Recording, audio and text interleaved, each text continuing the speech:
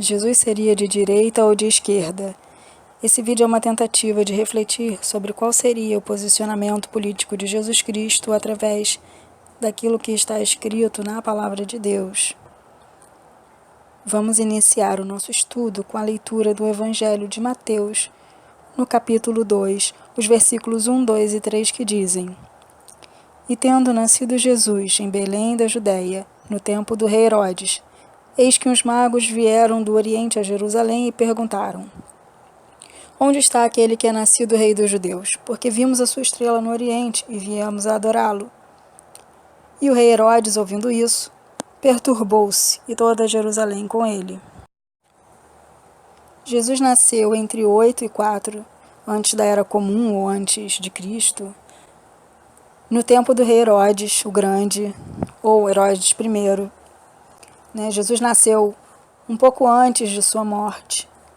E para um início, nós vamos procurar saber quem foi Herodes, como ele chegou ao poder, para tentarmos entender como era a política no tempo em que Jesus nasceu, ele que era o verdadeiro rei. Herodes, ele fundou a dinastia herodiana, que governou Israel e nas suas redondezas a partir de 37 a.C. A sua família era edomita e foi obrigada a se converter ao judaísmo no período dos Macabeus Asmonianos. Nós vamos precisar voltar um pouco atrás para entender quem eram os Macabeus Asmonianos e como Herodes, um estrangeiro, se tornou rei da Judéia. Após 2 séculos e meio de domínio babilônico e persa, seguidos pela conquista de Alexandre o Grande, em 154 a.C., os judeus reconquistaram sua independência como resultado de sua resistência armada à helenização cultural e religiosa imposta a eles pelo monarca grego Antíoco IV Epífanes. A família asmoniana de Matatias e seus filhos, chamados Macabeus, triunfou sobre os Seleucidas da Síria e restaurou o culto judaico que tinha sido transformado por Antíoco no culto do Zeus olímpico. O vitorioso Judas Macabeu e seu irmão Jonatas restauraram o Estado judeu. Vamos abrir um parênteses para explicar quem eram os Seleucidas.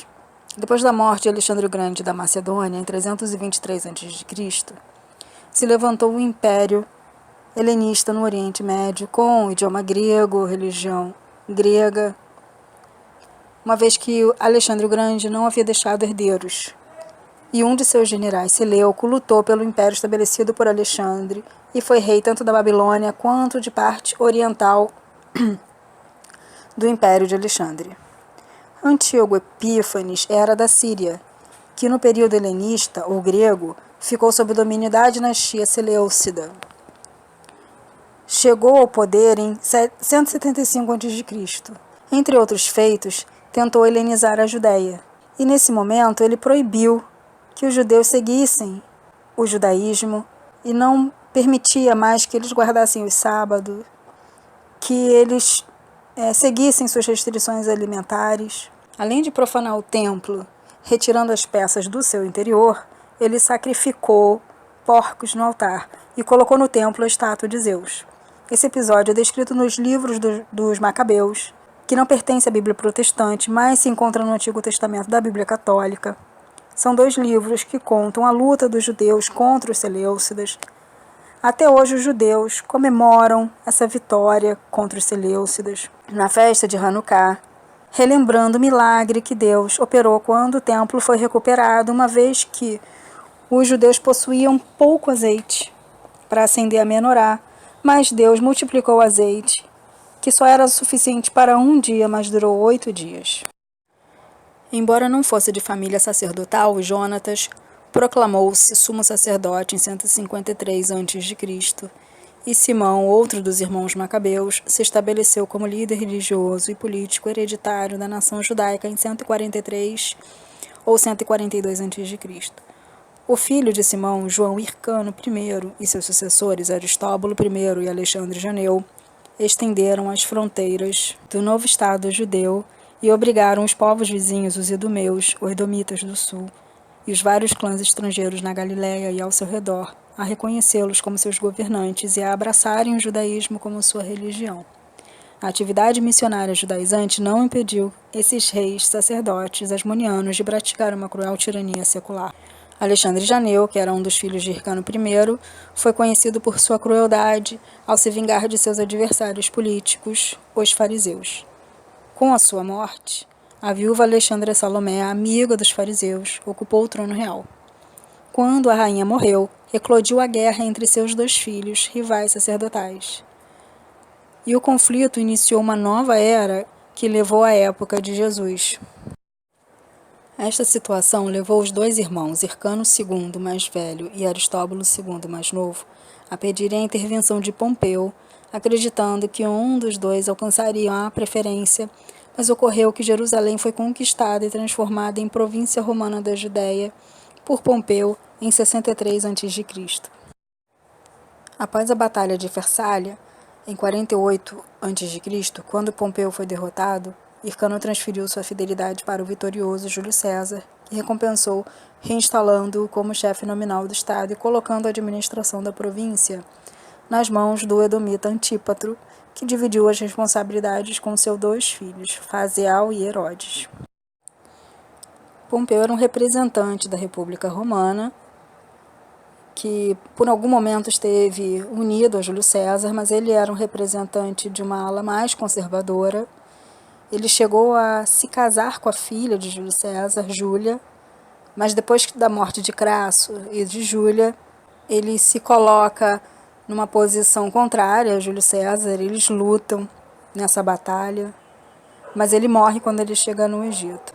Outra coisa que vale a pena assim, chamar a atenção é o fato de que esses dois irmãos, né, o Hircano e o Aristóbulo, nessa disputa que eles estão pelo poder, eles que são dois reis sacerdotes que deveriam praticar a justiça e né, esses reis que tinham a palavra de Deus e que se mostravam como sacerdotes para a sociedade, eles viviam como dois reis incrédulos. E apesar da grande vitória dos macabeus sobre os seleucidas, toda a dinastia dos asmonianos não operou um reinado de justiça. Curioso também que, mesmo eles tendo sido obrigados a largar o judaísmo, eles também souberam impor o judaísmo a outras nações vizinhas. Curiosamente, dessa dominação autoritária dos macabeus aos edomitas. E acaba que depois que Pompeu e César eles lutam e César prevalece, ele acaba recompensando o apoio que ele teve tanto de Antípatro, que era pai de Herodes, quanto de Hircano II, que era o filho mais velho. O desfecho da história não poderia ser muito diferente, né? Porque essa trajetória espiritual já estava sendo corrompida, né? Então eles já estavam perdendo a presença de Deus, a proteção de Deus há algum tempo. Por mais que eles tivessem restaurado o culto, que eles tivessem recuperado o templo, né, que eles tivessem tido um grande milagre que é comemorado até hoje. E isso refletiu a política do momento. Né? Deus permitiu que outras nações estivessem no poder todas as vezes que os judeus se separaram do Altíssimo. Não nominalmente, não professando outras religiões, mas simplesmente se afastando no interior, né? Não permitindo que o Senhor os conduzisse como reis, como sacerdotes, líderes da Judéia. Mas voltemos. Em 40 a.C., a tribo iraniana dos Partos dividiu a Judéia e deu o seu apoio a Antígono, filho de Aristóbulo II. Para garantir sua posição, ele mutilou seu tio Hircano II, aparentemente arrancando-lhe com os dentes uma ou ambas as orelhas, de modo a deixá-lo incapacitado para atuar como pontífice. Contudo, o governo de Antígono chegou ao fim em 37 a.C., quando os romanos o decapitaram por ordem de Marco Antônio, que em 40 a.C. já tinha nomeado Herodes rei da Judéia, pondo fim ao domínio da dinastia macabeia asmoniana. Tá aí a fonte. Quem é quem na época de Jesus? O livro foi escrito pelo historiador judeu Giza Worms e foi um dos maiores estudiosos da história do cristianismo. Passemos a Herodes o Grande. O reinado de Herodes cobre as décadas da história judaica que abrem diretamente a época de Jesus. Herodes temia perder seu poder e eliminava todos os seus rivais, incluindo a família de sua esposa, Asmoniana, e alguns de seus filhos.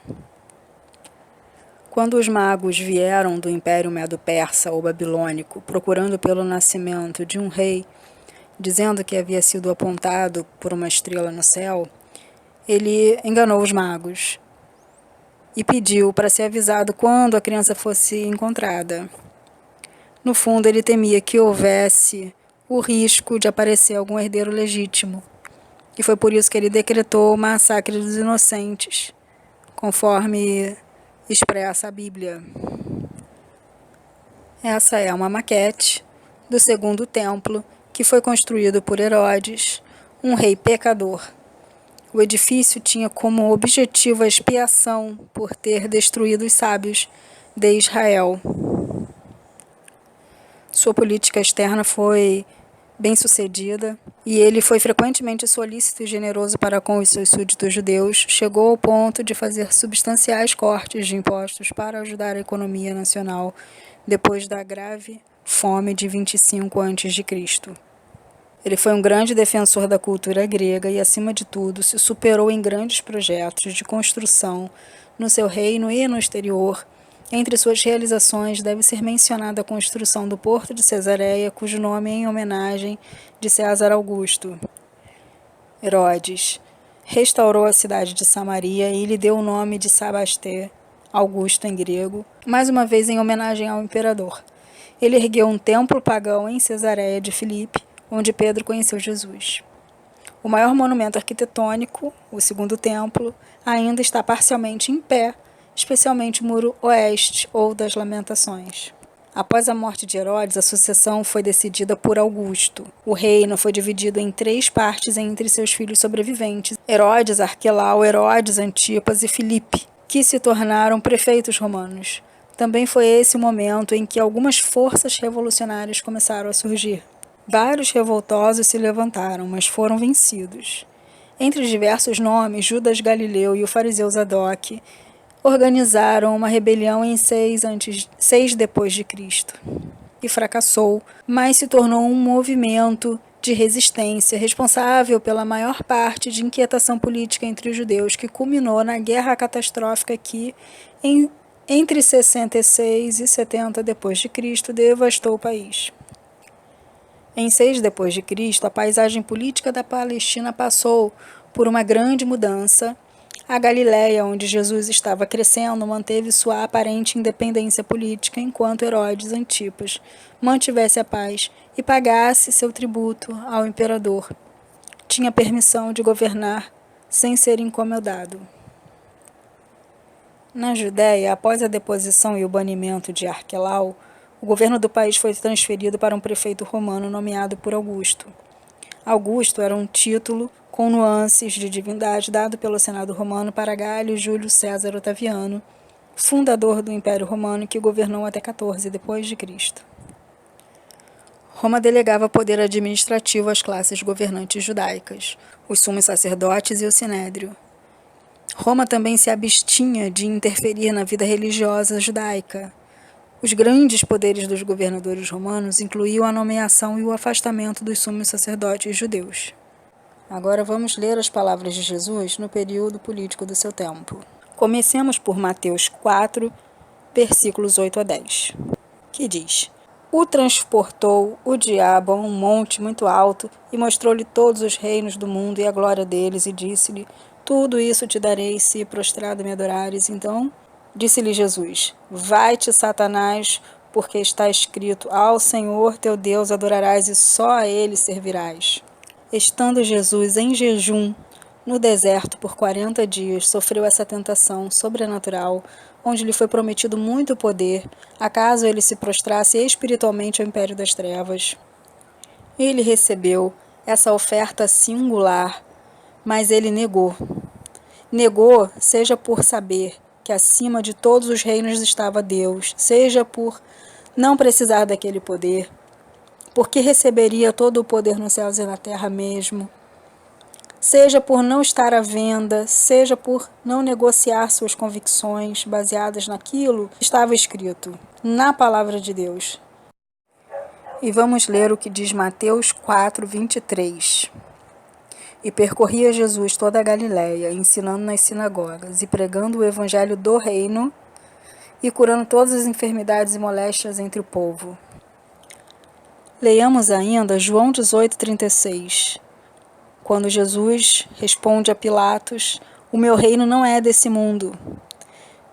Jesus respondeu isso a Pilatos antes de ser crucificado.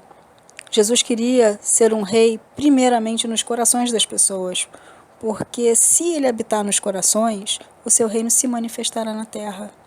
Agora leiamos o que diz o Sermão da Montanha, onde Jesus expressa algumas leis que ele considera dignas para o seu reino, que era muito diferente do reino dessa terra. O reino que ele via era de muita corrupção, de muita ganância, de pessoas capazes de matar pelo poder. A palavra está em Mateus capítulo 5. Bem-aventurados os mansos, porque eles herdarão a terra.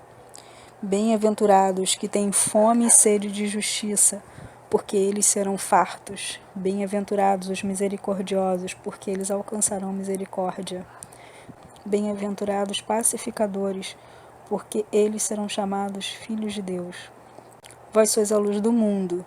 Não cuideis que vim destruir a lei ou os profetas. Não vim abrogar, mas cumprir. Porque vos digo que, se a vossa justiça não exceder a dos escribas e fariseus, de modo nenhum entrarei no reino dos céus. Ouvistes ao que foi dito aos antigos: não matarás, mas qualquer que matar será réu de juízo. Eu, porém, vos digo que qualquer que, sem motivo, sem colerizar contra seu irmão, será réu de juízo. E qualquer que chamar a seu irmão e qualquer que lhe chamar louco, será réu no fogo do inferno. Concilia-te depressa com o teu adversário, enquanto estás no caminho com ele, para que não aconteça que o adversário te entregue ao juiz. Ouvistes o que foi dito aos antigos: não cometerás adultério. Eu, porém, vos digo que qualquer que tentar numa mulher para cobiçar, já em seu coração cometeu adultério com ela. Também foi dito: qualquer que deixar sua mulher, ele dê carta de desquite. Eu, porém, vos digo que qualquer que repudiar sua mulher, a não ser por causa das relações extraconjugais, faz que ela cometa adultério. Ouvistes o que foi dito: olho por olho, dente por dente. Eu, porém, vos digo que não resistais ao mal, mas se qualquer te bater na face direita, oferece-lhe também a outra. Dá a quem te pedir e não te desvies daquele que quiser que lhe emprestes. Ouvistes que foi dito: amarás o teu próximo e aborrecerás o teu inimigo. Eu, porém, vos digo: amai a vossos inimigos, bendizei os que vos maldizem, fazei bem aos que vos odeiam e orai pelos que vos maltratam e vos perseguem. 19 do capítulo 6. Não ajunteis tesouros na terra, onde a traça e a ferrugem tudo consomem, e onde os ladrões minam e roubam, mas ajuntai tesouros no céu, onde nem a traça nem a ferrugem consomem, e onde os ladrões não minam nem roubam, porque onde estiver o vosso tesouro, aí estará também o vosso coração. Ninguém pode servir a dois senhores. Não podeis servir a Deus e a Mamom.